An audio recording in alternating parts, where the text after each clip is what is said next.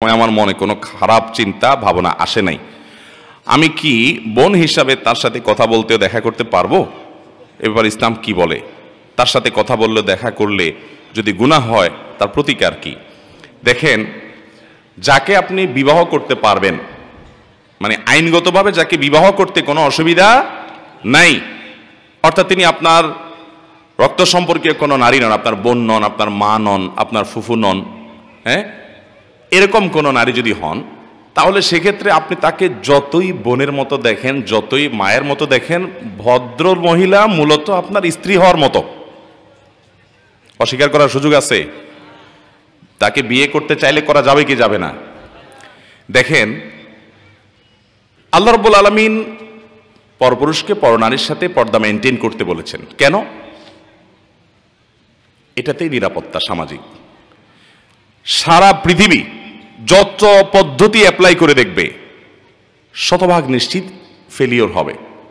বাংলাদেশের একেবারে প্রথম সারির একজন প্রকৌশলী, নাম বলে আপনারা সবাই চিনে যাবেন, টেলিভিশনে সারাদিন দেখেন, আমি নাম বলবো না, ভদ্রলোকের সাথে একটা টেলিভিশন প্রোগ্রাম শেষে আলাপচারিত হচ্ছে, উনি আমাকে বললেন, হুজুর আপনি কি জানেন আমেরিকার মতো দেশে কয়েক সেকেন্ডের জন্য যদি বিদ্যুৎ চলে যায় আর লিফটে থাকা মেয়েদের অবস্থা তখন কি হয়, কি পরিমাণ হ্যারাসমেন্টের শিকার হয়, আপনি কল্পনাও করতে পারবেন না।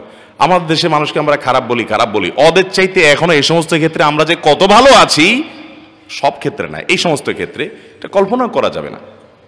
এর জন্য এই ওয়াজ মাহফিলগুলো, মসজিদের মেম্বারগুলোর অবদান অনস্বীকার্য। আমাদের প্রশাসন, আমাদের পুলিশ বাহিনী, আমাদের বিভিন্ন সেক্টর থেকে, আইন আদালত, বিচারালয়, বিভিন্ন জায়গা থেকে যে অপরাধ প্রবণতা কমিয়ে আনার জন্য নানামুখী প্রচেষ্টা আছে, এর মধ্যে অনেক বড় অবদান হলো দেশে ওলামা একরামের মানুষকে নীতি এবং আদর্শের উপরে অবিচল করবার জন্য। আমার কাছে শত শত মানুষ এসে নিজের হিস্ট্রি বলে, ভাই আমি এই অন্যায়টা ছেড়ে দিয়েছি শুধুমাত্র আল্লাহর ভয়। আপনারা কয়দিন আগে দেখেছেন না, পত্রিকা বেশ ফলাও করে প্রকাশ হয়েছে, এক ভদ্রলোক, অনেক বয়স্ক, উনি রেলের কর্মকর্তা বা কর্মচারী ছিলেন, সারা জীবন অনেক রেলের ভ্রমণ করেছেন ফাঁকি যুগে দিয়ে। আলেমুল আমাদের বক্তব্য শুনে আল্লাহর ভয়ে তিনি একটা পর্যায়ে এসে রেলওয়ে কার্য অফিসে এসে তিনি অনেকগুলো টাকা জমা দিয়ে গেছেন যে আমি এই টাকা, এই পরিমাণ টাকার ফাঁকি দিয়েছি রেলের, আমি সেটা জমা দিয়ে গেছি। বলেন, পৃথিবীর কোন সভ্যতা একটা মানুষের ভিতরে এই অনুশোচনা সৃষ্টি করতে পারবে আল্লাহর বিধান ছাড়া? আর কোনো পদ্ধতি নাই। অতএব পরিষ্কার কথা হলো, আল্লাহ যেটা হারাম করেন ওইটার বিকল্প কোনো পথ খোলা নাই। বলে যে পৃথিবীতে সবাই পুরুষরা সব ভদ্র হয়ে গেলে তো মহিলা নিরাপদ হয়ে যাবে, যে না, হবে না। পৃথিবীতে সব পুরুষদেরকে আপনি ভদ্র করতে পারবেন না। ইউরোপ আমেরিকাতে হয় না, ওরা আমাদের চাইতে অনেক শিক্ষিত, অনেক উন্নত, অনেক এগিয়ে আছে, কিন্তু তারা ভদ্র হতে পারে না। সবাই তাদের দেশে সর্বত্র নারী নিগ্রহের শিকার হচ্ছে, পাশবিক এবং যৌন নির্যাতন নিপীড়নের শিকার হচ্ছে, রক্ষার উপায় নেই। অতএব পর্দার বিধান এটা না মানলে আপনি পরিপূর্ণভাবে, হ্যাঁ সাময়িক কোনো ক্ষেত্রে সলভ হতে পারে, পরিপূর্ণ সমস্যার সমাধান হবে না। এই জন্য যেই ভদ্র মহিলাকে আপনার সাথে বিবাহ বন্ধনে আবদ্ধ ইসলাম জায়েজ করেছে, তাকে আপনি যতই বলেন আমার বোনের মতো, আদতে তিনি আপনার স্ত্রী হওয়ার উপযুক্ত। বিধায় হতে পারে, আমি আপনাকে বিশ্বাস করি, অবিশ্বাস করি না যে হ্যাঁ আপনার মনে কোনো বাজে চিন্তা নাই, কিন্তু বাজে চিন্তা আসতে সময় লাগবে না। ইসলাম এটাকে নিষেধ করেছে, আপনি তার সাথে রিলেশন করবেন না, হয় বিয়ে করে ফেলবেন যদি বিবাহ করার মতো হয়, আর না হলে রাখবেন না। হ্যাঁ, এজ এ মানুষ তাকে ভালো লাগে, তার উপকার করতে চান, তো এটার জন্য বেপরোয়া দেওয়ার দরকার নেই। তো আপনি ওদের মধ্যে হেল্প করেন, সাহায্য করেন, অসুবিধা কোথায়? একজন অভাবী নারী, তাকে হেল্প করবেন, সমস্যাটা কোথায়? আমরা আমাদের আসুন্নাহ ফাউন্ডেশন থেকে শত হাজার মানুষকে সারা দেশে আমরা সেবাদিক কাজ করি। কই 10,000 কম্বল বিতরণ করে ফেলেছি গত 1 মাসে, আলহামদুলিল্লাহ। কই আমরা তো কোনো নারীর সাথে পার্সোনাল ভাবে বোন বলার দরকার হয় নাই তাকে হেল্প করার জন্য।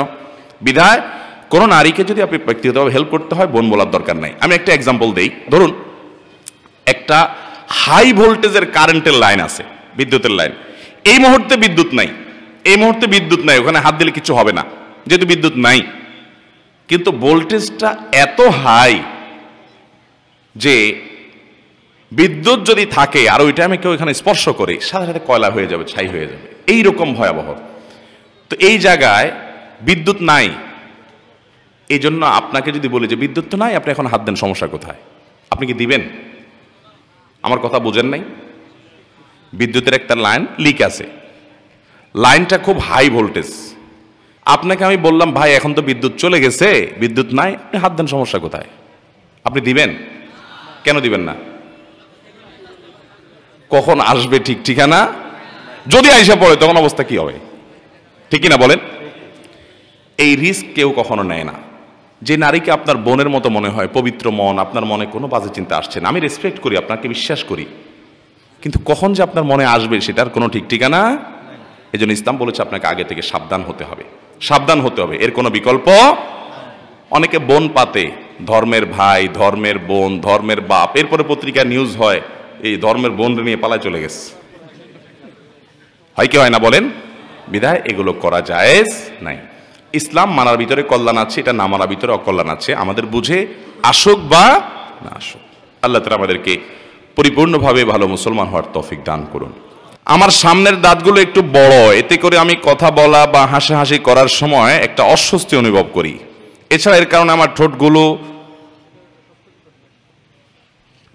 অনেক সময় আঘাতপ্রাপ্ত হয়।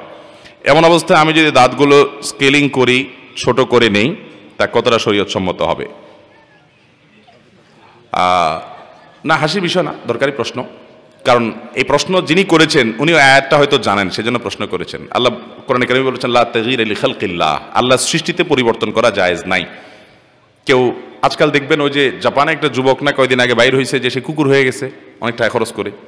মানুষের কত অদ্ভুত অদ্ভুত চাওয়া হয়। কিয়ামতের আগে বহুত পাগলামি ছাগলামি দেখবেন, নবী সাল্লাল্লাহু আলাইহি ওয়াসাল্লাম বলে গেছেন বহুত পাগলামি হবে, কিন্তু এগুলো দেখে অবাক হওয়ার কিছু নাই। সায়েন্স টেকনোলজির উন্নতিতে আরো অনেক কিছু হবে।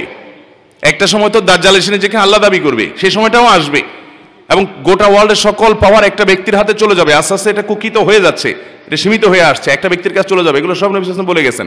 বিধায় অবাক হওয়ার কিছু নেই। দলে দলে মানুষ বেঈমান হয়ে যাবে, মুসলমানের সন্তান ইসলামের পাশে সন্দিহান হয়ে যাবে, কারণ এ সমস্ত চাকচিক্য দেখে। যাই হোক, তো আজকাল যেহেতু অনেক কিছুই করা যায়, এই জন্য আল্লাহ সৃষ্টিতে ব্যাপক পরিবর্তন করার একটা প্রবণতা আছে, এটা জায়েজ নেই। কিন্তু কারো দাঁত উঁচা আছে, তিনি দাঁতটাকে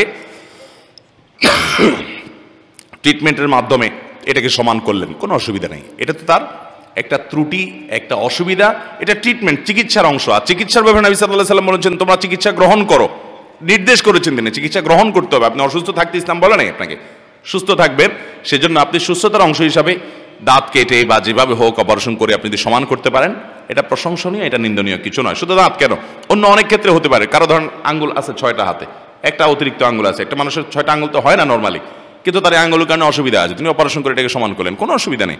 একজন মানুষ তিনি পুরুষ, কিন্তু তার ভিতরে মেয়েলি দিক আছে, জিনগতভাবে তিনি পুরুষ, এটা প্রমাণিত, বাট মেয়েলি কিছু স্বভাব আছে, ট্রিটমেন্টের মাধ্যমে এটা যদি সুস্থ করে তোলা যায়, জায়েজ আছে, বরং এটা প্রশংসনীয়। অতএব দাঁতের ক্ষেত্রে যদি কারো এরকম হয়, অনেকের উঁচা দাঁত থাকে এবং এর কারণে অসুবিধা তৈরি হয়, দৃষ্টিকটু হয়, উনি এটা ট্রিটমেন্ট করে সমান করতে কোনো অসুবিধা নাই। একজন ছেলে হয়ে আমি যদি জেন্টস পার্লারে গিয়ে আমার মুখের দাগ, ব্রণ ইত্যাদি ওয়াশ করে নেই, তাহলে কি কোনো পাপ হবে না? পাপ হবে না, এই যে একই কারণে যে এগুলো তো শরীরের মধ্যে ত্রুটি, এটা তো এক ধরনের রোগ, অসুবিধা। অতএব এগুলো আপনি অপারেশন করে ফেলে দিলেন, এটা তো অসুবিধা নেই। কিন্তু আপনি ওই যে ব্রু প্লাগ করলেন, আপনি নারী হয়ে পুরুষ, পুরুষ হয়ে নারীর বেশ ধারণ করলেন, মৌলিক পরিবর্তন করে ফেললেন, সেগুলো জায়েজ নয়। আল্লাহ এভাবে সৃষ্টি করেছেন। দুনিয়াতে এখন এই যে আপনার জিনের উপরে মানুষের সৃষ্টির বিভিন্ন, এমনকি এই যে আপনার ফলের যে জিন আছে এগুলোর উপরে গবেষণা করে অনেক কিছু হচ্ছে। আপনার উন্নত অনেক দেশে ধরেন একটা আঙ্গুর, ওই বড় কোমড়ার জিন আঙ্গুরের মধ্যে প্রয়োগ করে আঙ্গুরের কোমড়া মতো বানায় ফেলতেছে, এটাও সম্ভব।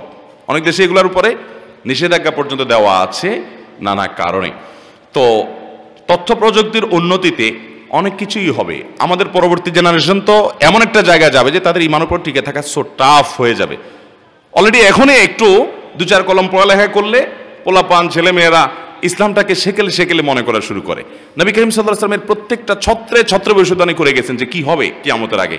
আল্লাহ তাআলা আমাদেরকে ভয়াবহ সময়গুলোতে ইমানের উপর অটল থাকার তৌফিক দান করুন, এসব বিভ্রান্তির জন্য আমাদেরকে বেঈমান না করে। সর্বশেষ প্রশ্ন, আস-সুন্নাহ ফাউন্ডেশন, উম্মার স্বার্থে সুন্নাহর সাথে।